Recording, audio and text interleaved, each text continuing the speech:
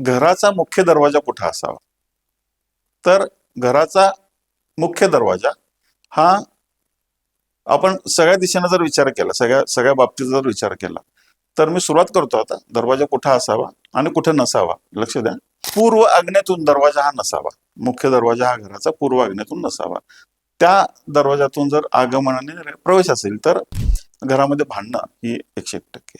पूर्वेच्या मधोमध जर प्रवेश असेल तर त्या घरामध्ये एक कोणीतरी उत्तम पद्धतीची नोकरी किंवा शासकीय नोकरी त्याच्याकडे असतेच.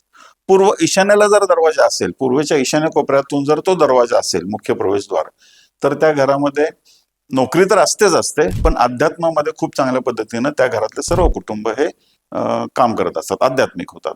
उत्तर ईशान्येला जर त्या घराचा मुख्य दरवाजा असेल तर त्या घरातले सगळेच जण लीनतेनं आध्यात्मिक असतात आणि त्यांचा त्या घरातल्या व्यक्तींचा अभ्यासाकडे म्हणजे उत्तम पद्धतीने त्यांचं एज्युकेशन हे होत असतं.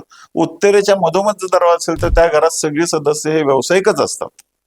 नोकरी खूप कमी बघायला मिळते आणि व्यवसायामध्ये त्यांचा उत्तम जम बसलेला असतो. उत्तर वायव्येतून प्रवेश असेल तर 101% घरामध्ये आपल्याला कलह बघायला मिळतो, वादविवाद बघायला मिळतात आणि कुठेतरी हे लो मॅरेजचे संकेत आपल्याला त्या ठिकाणी बघायला मिळतात. पण पश्चिम वायव्येला जर दरवाजा असेल तर